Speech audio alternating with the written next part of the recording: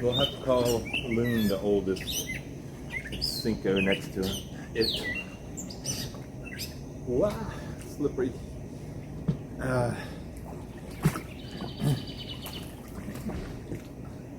It was just a wild Saturday where I said, let's make this squirt board nollie.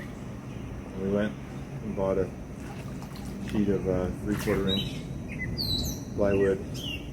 Pretty sure. Yeah, it's definitely 3/4. And then we cut out something longer than 8 feet by diagonalizing the curves. That's what these two curves are. They went out to 8 feet, 4 inches maybe. Well, the problem was that when you're upside down and you're moving slow in an eddy, you want some, well, I should say, when you're riding down low like this and you're moving too slow in an eddy, you can flip over like this and your head's up there and you can try to swim, but the board presses your head down into the water and makes a very uncomfortable stroke. You can get air, but it's very annoying. So we first cut it down to where your shoulder blades were only impinged, but didn't like that either. It didn't work real well, so I cut away the entire section of the board that would hit any part of your back. So this actually hits like your lower back or just your upper hips. And then made the same on the back end. And these are ellipses that come from sliver. This is, so it was originally at the 8/4 length was subminimal, so we don't be able to get footage of it. And then eventually it became Loon. And my daughter came up with a drawing and a picture. Nayland came up with a picture of some mystery sleds, and one of them was the Loon. Alright, so I'm going to strap in. These straps do have padding, but they still, because I wear these things tight, the tubular webbing, which is the softest 2-inch, digs into your shin, and you don't want that, your shin skin getting marred, because it will bruise and scab for weeks. So I put pads on it, but just to be sure, I'm wearing shin pads that I made that have more foam behind the neoprene. Oh, strapped in here.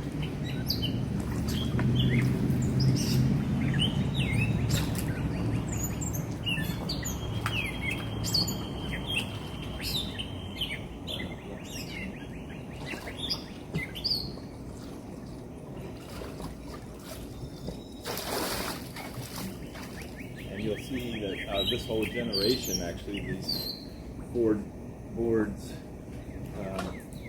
utilize a non-standard kayak position,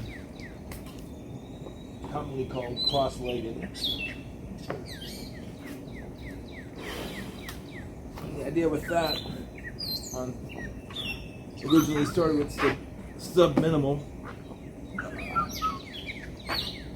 because we didn't have to build any sort of a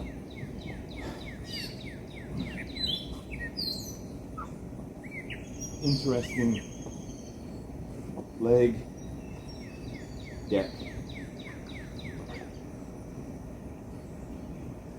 I'm wearing this life jacket with all of these tonight because I come to like the flotation being here instead of at the neck.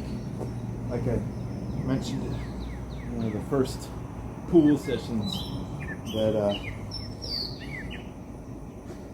noticed that it's harder to breathe when you're in neck deep water. I'm thinking maybe it's because water pressure on your lower half of your lungs. Could be. But with a life jacket, it just feels a lot more comfortable. Alright, crank it down. And here we go.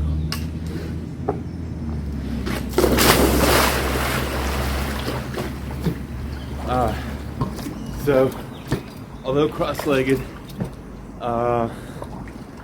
has a lot of drag, so these vessels don't.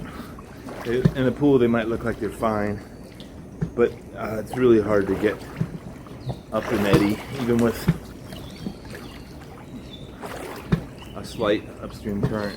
It can be hard because you're dragging across the bottom, and that's partly because something else I've realized: when you're sitting cross-legged, more of your density versus float, buoyant parts of your body forms, you know, the fatty tissues and skin and muscle, they're more outweighed as everything's compressed under your center, and it pushes your whatever you're floating on a little further down. So that makes it a little harder drag wise, even when you're not wearing a life jacket. Oh, in fact, if I wasn't wearing a life jacket, maybe I'll show that when I get off. Anyways, the drag against when you're propelling forward with your shins and thighs facing water, there's a bit of drag there. So let's do it forward and back. So this gets really exhausting if there's any sort of pushback from the river. Yeah, it's actually hard to do just in a pool. So the thought was that if you find an eddy with good eddy service, which we found nearby, so that's cool, then it's fine. But once you see that you've lost your way back to the top, you ought to just unbuckle and walk. It's so much less effort than trying to breaststroke with all this drag. All right, we'll do a couple of rolls, and then we'll do it. So let's do gently.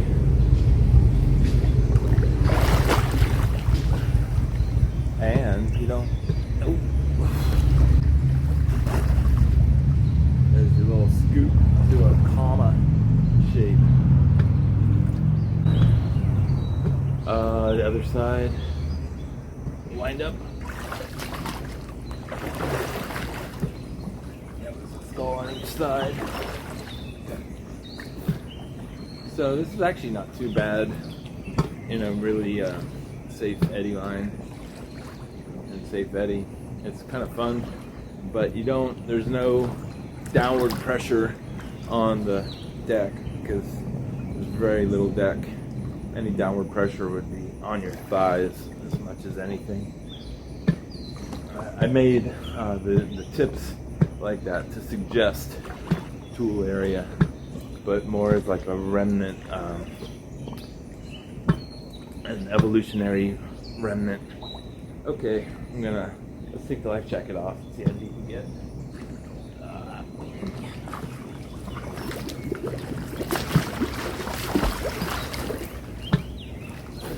Yeah, this is what we've been doing a lot in eddies, and anytime there's a splash, you can get a splash in your throat, and you can see it chin deep. But also it's harder to breathe. It's like you can just tell instantly. All right, so that's everything. I guess I could do a roll. Oh, I forgot to do the front roll.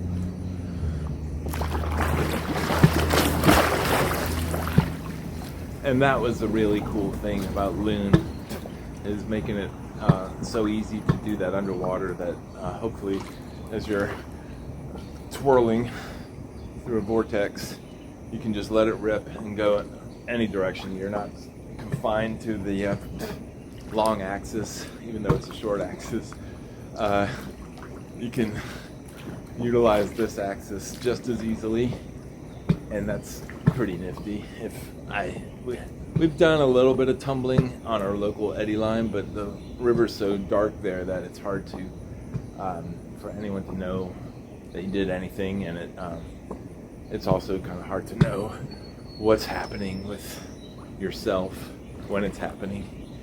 All right, let's try back one.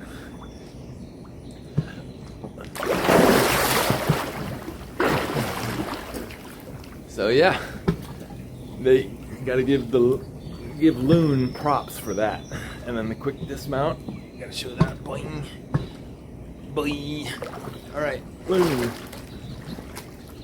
Started as Subminimal, became Loon, but it didn't become Loon, I don't think, until after, possibly, Cinco.